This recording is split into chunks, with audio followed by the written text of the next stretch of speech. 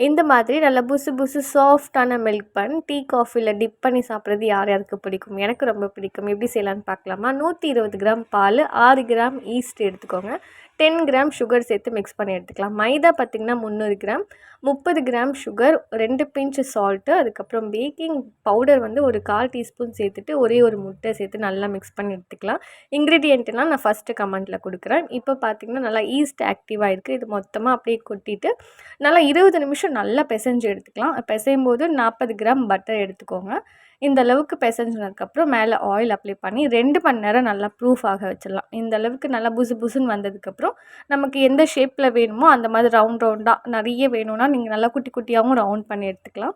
நான் குட்டி குட்டியாக தான் வந்து ரவுண்ட் பண்ணி பேக்கிங் டின்னில் அரேஞ்ச் பண்ணிக்கிட்டேன். இப்போ முட்டையோட மஞ்சக்கருவும் கொஞ்சம் பால் சேர்த்துட்டு மேலே ப்ரெஷ் பண்ணி ப்ரீஹீட் பண்ண அவனில் 15 நிமிஷம் இல்லை நல்லா டார்க்காக ஆகிற வரைக்கும் பேக் பண்ணி எடுத்துக்கோங்க. சூடாக இருக்கும்போதே பட்டர் அப்ளை பண்ணிக்கிட்டிங்கன்னா சூப்பராக ரெடி ஆயிடும்.